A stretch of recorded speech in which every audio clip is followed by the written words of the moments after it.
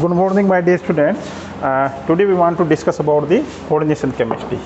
In previous class, we have completed to your developed elements. Okay.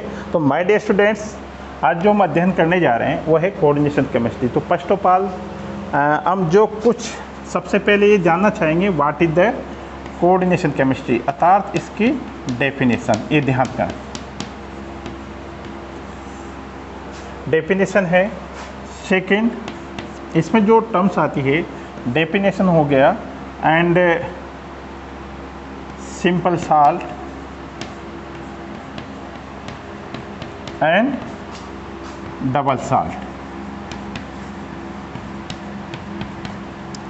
Okay.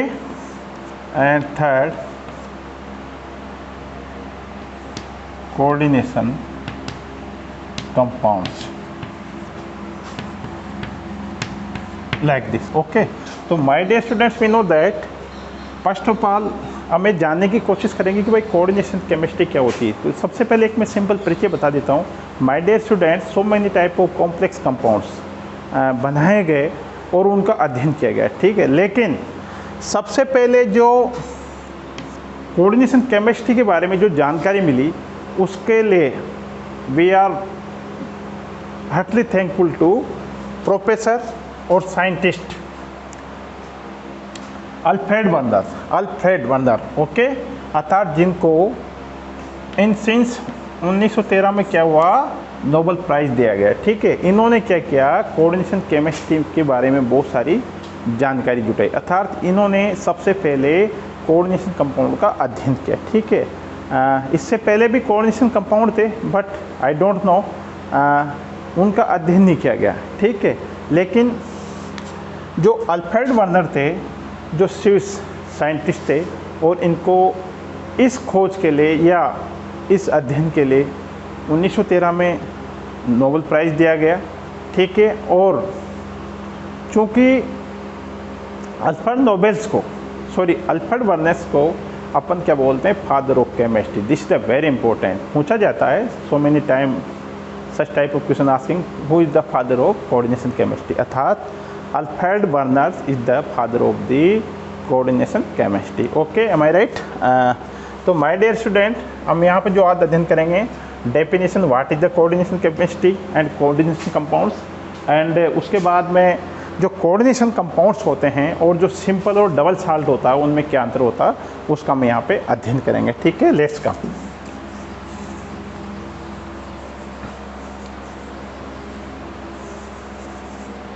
तो सबसे पहले ये देखिएगा my dear students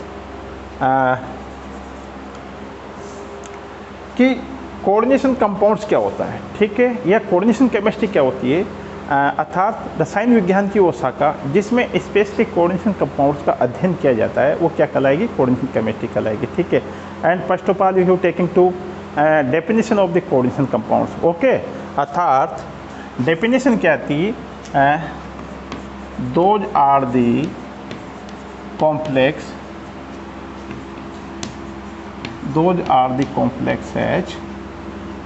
in which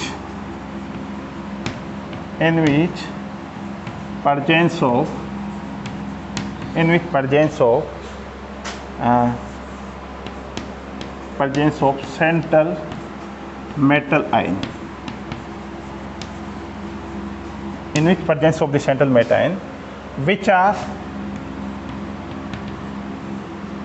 presence of the central metal ions directly attached the ligands और attached, और यहाँ मैं ये लिख सकता हूँ अटैच्ड और सराउंडेड. ये ध्यान रखना, सराउंडेड बाय लिगेंड्स, ठीक है. ये है. अर्थात those are the complex compounds in which central metal ion directly attached और surrounded by the ligands. Okay. That's definition of the coordination compounds, ठीक है. बट माय डियर स्टूडेंट्स, चूँकि हिंदी में जो कहा जाता है ऐसे यौगिक या कंपाउंड्स जो कि ऋणायनिक लिगेंड्स या अबंधी इलेक्ट्रॉन्स जिन लिगेंड्स के पास उपस्थित होते हैं वो क्या करते हैं, सेंट्रल मेटल आयन से जुड़े होते हैं, और इस प्रकार का जो स्ट्रक्चर होता है उसको अपन बोलते हैं कोऑर्डिनेशन कंपाउंड्स। ओके, अर्थात my dear students, we know that like this, अगर कोई मेटल सेंट्रल मेटल आयन है लाइक दिस, ठीक है, और ये क्या है, लिगेंड्स इस प्रकार से, ठीक है। अर्थात जो सेंट्रल मेटल आयन होता है ये किससे जुड़ा होता है, लिगेंड से जुड़ा होता है, ठीक है, ये ध्यान रखना। और लिगेंड्स क्या करते हैं, जो सेंट्रल मेटल आयन होता है इससे कोऑर्डिनेशन बॉन्ड के द्वारा जुड़े हुए होते हैं, ठीक है, ये ध्यान रखना, जिसको बोलते हैं हिंदी में उपसंयोजक, ये ध्यान रखना, उपसंयोजक बंध, एम आई राइट, जिसको अपन बोलते हैं कोऑर्डिनेट बॉन्ड या कोऑर्डिनेशन बॉन्ड, ठीक है।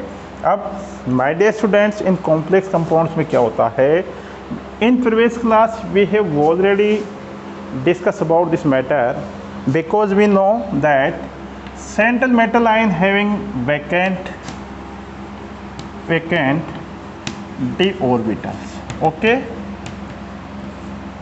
अगर जो सेंट्रल मेटल आयन होता है वो क्या करता है, वैकेंट डी ऑर्बिटल रखता है, ठीक है, और लिगेंड्स जो होते हैं ये क्या होते हैं, इलेक्ट्रॉन रिच, ठीक है, अर्थात इनकी जो एबिलिटी होती है, इनके पास इलेक्ट्रॉन्स प्रेजेंस होते हैं और इलेक्ट्रॉन्स को क्या करते हैं, ये सेंट्रल मेटल आयन को डोनेट करते हैं, ठीक है। तो इस प्रकार जो बॉन्ड फॉर्मेशन होता है वो कहलाएगा कोऑर्डिनेटेड बॉन्ड, ठीक है, कोऑर्डिनेट बॉन्ड होता है, ठीक है, ध्यान रखना। तो इस प्रकार के जो कंपाउंड्स होते हैं वो क्या कहलाएंगे, कॉम्प्लेक्स कंपाउंड्स कहलाएंगे, ठीक है।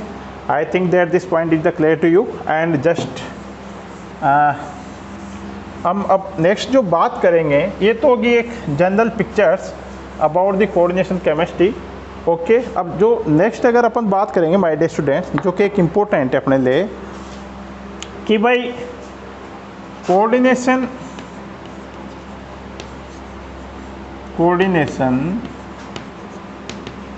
कंपाउंड्स, ठीक है, like this coordination compounds and double salt में क्या अंतर है, तो my dear students, we know that just we have defined the coordination complex और coordination compounds, and इसके बाद में हम बात करेंगे डबल साल्ट, ठीक है। अब my dear students, एक जैसा कि मैंने आपको पता होगा, एक होता है सिंपल साल्ट, ओके।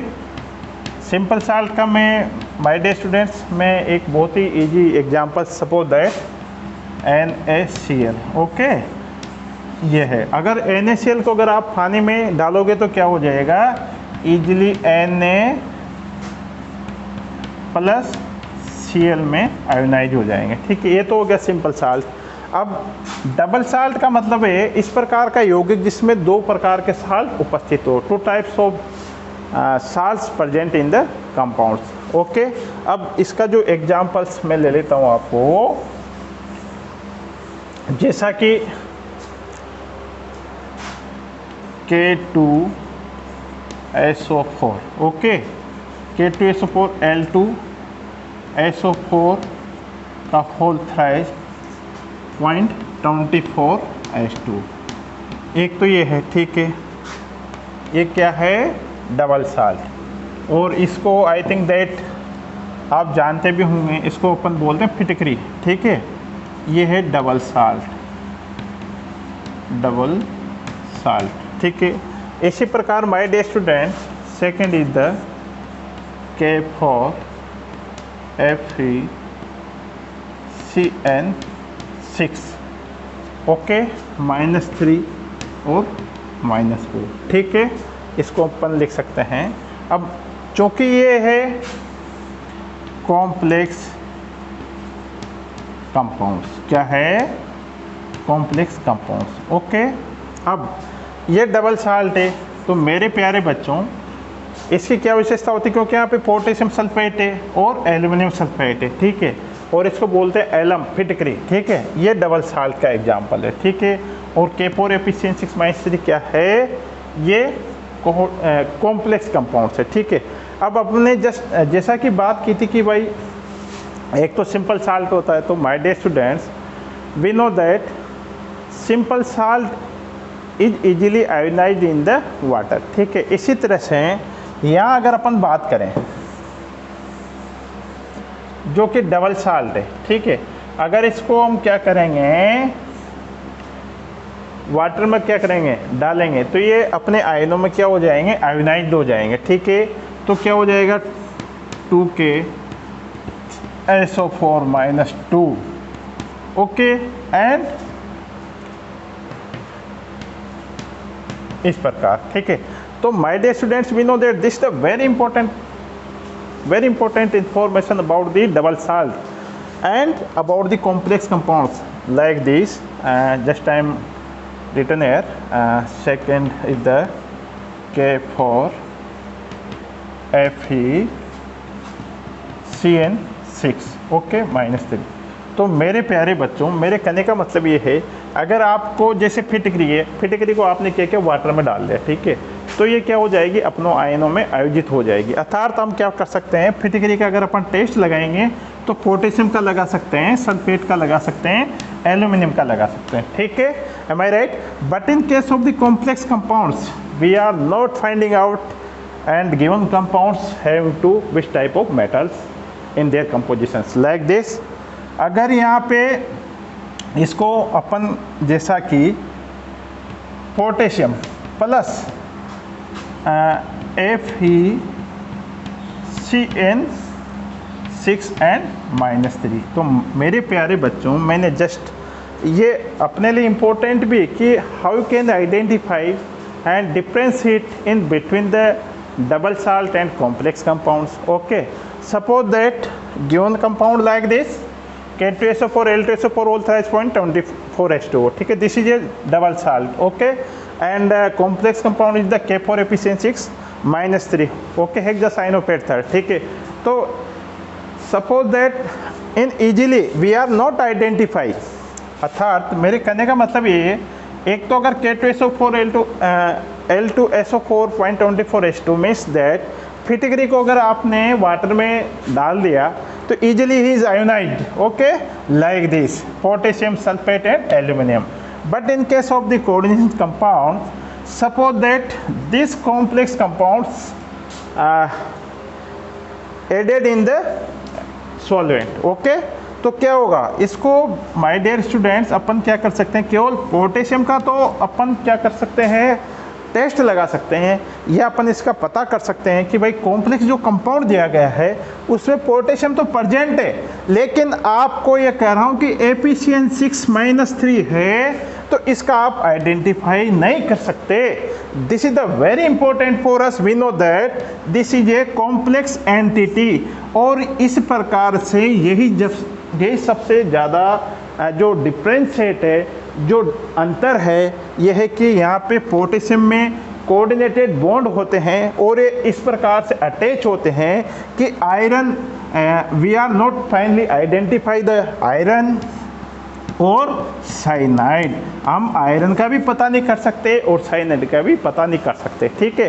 तो मीन्स दैट डबल साल्ट को अगर आप किसी भी सॉल्वेंट में डालते हो या वाटर में डालते हो तो ये अपने आयनों में विभाजित हो जाता है और इजीली हम प्रेजेंट ऑफ द एलिमेंट्स का अपन आइडेंटिफिकेशन कर सकते हैं। लेकिन कॉम्प्लेक्स कंपाउंड्स में अपन कर ही नहीं सकते, अर्थात कॉम्प्लेक्स कंपाउंड में जो लिगेंड्स होते हैं सेंट्रल मेटल आयन से इस तरह से कॉम्प्लेक्स, इस तरह से कंबाइंड होते हैं, जटिल फॉर्मेशन में होते हैं कि उनको आप आइडेंटिफाई नहीं कर पाते, ठीक है। तो इसलिए कोऑर्डिनेशन कंपाउंड में जो कि एक कोऑर्डिनेटेड बॉन्ड होता है, सेंट्रल मेटल आयन क्या करता है, लिगेंड के द्वारा घिरा रहता है, ठीक है। और इस प्रकार जो ये एंटिटी, इसको क्या बोलते हैं, ओवरऑली इसको बोलते हैं जो कॉम्प्लेक्स कंपाउंड की जो एंटिटी होती है, इसको हम आगे अध्ययन करेंगे। ठीक है, तो सबसे पहले मेरे कहने का मतलब ये है कि भाई डबल साल्ट और कॉम्प्लेक्स कंपाउंड्स में क्या अंतर होता है। ठीक है, I think that this point is clear to. ठीक है, ये तो हो गई बात इसकी। ठीक है, अब माय डियर स्टूडेंट्स कुछ टर्म्स है ना, जिनको मैं आपको समझाऊंगा और आई थिंक दैट ये आपको समझ में भी आया होगा कि भाई कॉम्प्लेक्स कंपाउंड्स में और डबल साल्ट में क्या अंतर होता है। ठीक है, अब माय डियर स्टूडेंट्स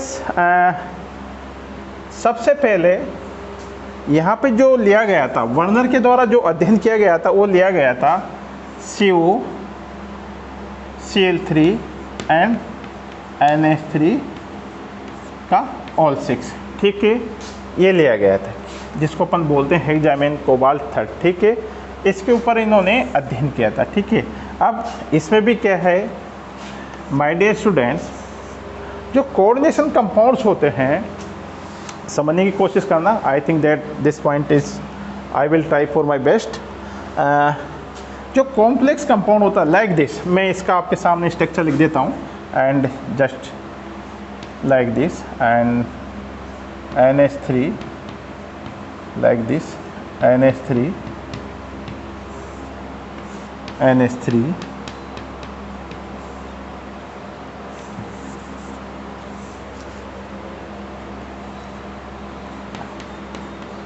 NH3। ठीक है, अब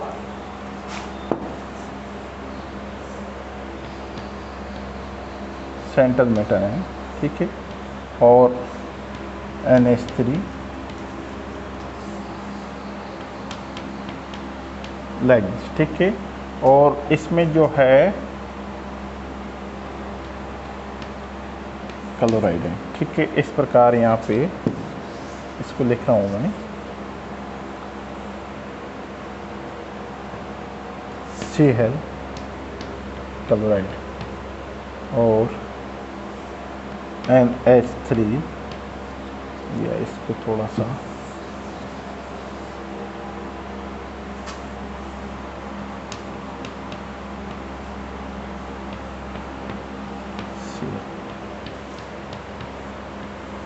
NH3।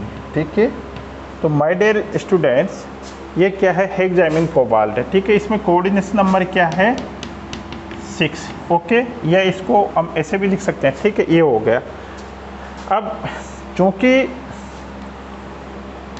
CONH3 का ऑल 6+3 है माय डियर स्टूडेंट्स, इसमें there are 3 chloride ion. Okay, जो यहाँ पे दे रखे हैं आपको। ठीक है, ये क्या होते हैं नेगेटिव। ठीक है, अब जो कॉम्प्लेक्स कंपाउंड है सेंट्रल मेटल आयन, ठीक है, उससे यहाँ पे जो लिगेंड्स होते हैं वो डायरेक्ट लिंक कर रहे हैं। ठीक है, और यहाँ पे एक इम्पोर्टेंट बात यह है कि अपन ने जो क्लोराइड है उसको डॉटेड लाइन से शो कर रखा है। तो यहाँ पे जो डॉटेड लाइन है वो क्या है प्राइमरी वैलेंसी, ये ध्यान रखना, प्राइमरी वैलेंसी। ठीक है, सेकेंडरी वैलेंसी, ये ध्यान रखना। तो किसी भी कॉम्प्लेक्स कंपाउंड में 2 प्रकार की संयोजकताएं पाई जाती है। There 2 type of valencies which are present in the any complex compounds. Okay, like this. अब प्राइमरी वैलेंसी कौन सी है? क्योंकि प्राइमरी वैलेंसी को अपन ने जो डॉट के द्वारा दर्शा रखा है। ठीक है, ये ध्यान रखना है। प्राइमरी वैलेंसी को अपन ने क्या कर रखा है डॉटेड लाइन के द्वारा दर्शा रखा है। ठीक है, अर्थात ये क्या होती है नेगेटिव, अर्थात ये क्या करती है ऋणात्मक होती है। और ये क्या करती है सेंट्रल मेटल आयन, जो सेंट्रल मेटल आयन होता है उस पे उस पे उपस्थित जो ऑक्सीडेशन नंबर्स होते हैं उनको हम किसके द्वारा बैलेंस करते हैं प्राइमरी वैलेंसी के द्वारा संतुष्ट करते हैं। ठीक है, ये तो हो गई। अब सेकेंडरी वैलेंसी की अगर अपन बात करेंगे तो सेकेंडरी वैलेंसी होती है कोऑर्डिनेशन नंबर। क्या होते हैं कोऑर्डिनेशन नंबर, अर्थात यहाँ सेकेंडरी वैलेंसी क्या है 1 2 3 4 5 6। ओके, 6, जिसको अपन सामान्यतः ध्यान रखना, कंफ्यूज मत होना, coordination number plus secondary valency, ठीक है। यहाँ पे ये सेकेंडरी वैलेंसी, ठीक है। I think that this point clear to you, okay. ये हो गया। अब ये हो गया। दूसरा सेकेंडरी वैलेंसी है वो क्या होती है, डायरेक्शनल होती है, ठीक है। ये ध्यान रखना, secondary primary valency and what is the first of all what is the difference primary valency and secondary valency. Primary valency होती है जो ऋणात्मक होती है और सेंट्रल मेटल आयन पर उपस्थित ऑक्सीडेशन नंबर को क्या करते हैं, इसे बैलेंस करते हैं, दैट्स राइट, ठीक है। अब ये तो हो गई है, ठीक है। सेकेंड ये डायरेक्शनल नहीं होती, ठीक है। और इसका सेकेंडरी जो प्राइमरी वैलेंसी होती है इसकी ये निश्चित नहीं होती, ये चेंज हो सकती है, ठीक है। क्योंकि सपोज दैट CONH3 का होल 6+3 है, ठीक है। यहाँ पे क्या हो सकता है, अपन सपोज दैट CONH3 का होल 6+3 है, अगर इस कॉम्प्लेक्स कंपाउंड से इस प्रकार के यौगिक से रिएक्शन कराई जाए और क्लोराइड आयन का क्या होता है, रिमूवल हो सकता है, ठीक है। तो ये ध्यान रखना। First of all primary valency is the denoted by the dotted line, ठीक है। And secondary valency, primary valency को डॉटेड लाइन के द्वारा दर्शाया गया है। ये क्या करती है, सेंट्रल मेटल लाइन पर उपस्थित ऑक्सीडेशन नंबर को बैलेंस करती है, ठीक है। ये हो गया। दूसरा प्राइमरी वैलेंसी नॉट डायरेक्शनल, ये कोई डायरेक्शनल नहीं होती। दूसरी इसकी संख्या क्या होती है, निश्चित नहीं होती, ठीक है। लेकिन but in case of the secondary valency में क्या होती है, संख्या क्या होती है, निश्चित होती है, क्योंकि ये डायरेक्ट एज लिगेंड्स के द्वारा सेंट्रल ये जो कि सेकेंडरी वैलेंस होती है वो कोऑर्डिनेशन नंबर को शो करता है। ये भी ध्यान रखना, coordination number equal secondary valency, ये ध्यान रखना, ठीक है। अगर अब जैसे कि सपोज दैट कोऑर्डिनेशन नंबर यहाँ क्या है, 6 है, ठीक है। तो सेकेंडरी वैलेंसी भी क्या हो जाएगी, 6 हो जाएगी, ठीक है। ये ध्यान रखना। दूसरा ये डायरेक्शनल होती है, ठीक है। ये ध्यान रखना, क्या होती है, डायरेक्शनल होती है, ठीक है। Am I right. थर्ड ये डेफिनेट अर्थात निश्चित होती, जितने भी होगी वो होगी, ठीक है। किसी भी कॉम्प्लेक्स कंपाउंड में जो सेकेंडरी वैलेंसी होती है वो निश्चित होती है, ठीक है। तो इस प्रकार किसी भी कॉम्प्लेक्स कंपाउंड्स में दो प्रकार की वैलेंसी प्रेजेंस होती है, वो होती है primary valency and secondary valency, ठीक है। तो मेरे प्यारे बच्चों, आज हमने इतना ही अध्ययन करेंगे। नेक्स्ट टॉपिक में हम लेंगे वर्नर्स के द्वारा जो कि एक इम्पोर्टेंट सबसे पहले जो अध्ययन किया गया था हेक्सामिन कोबाल्ट थर्ड, और उस पे हेक्सामिन कोबाल्ट को उन्होंने डिफरेंट टाइप से, और दूसरा जो प्राइमरी वैलेंसी होती है, this is the very important, वो आयनिक होती है, ये ध्यान रखना, ठीक है। वो कैसे होती है, आयनिक होती है। तो सबसे पहले अपन जैसे COCl3NH3 होल 6 है, इसका अध्ययन करेंगे, और यहाँ पे इनको जो क्लोराइड आयन है इसका अपन AgNO3 से रिएक्शन करवाएंगे, किस प्रकार से प्राइमरी वैलेंसी निकलती जाती है, एंड कोऑर्डिनेशन नंबर में किस प्रकार chloride ion, one chloride ion represented by the dotted line and single common line, ठीक है। Thank you very much. इससे नेक्स्ट टॉपिक्स में हम डिस्कस करेंगे, वो लेंगे COCl3NH3 का whole 6। Thank you very much.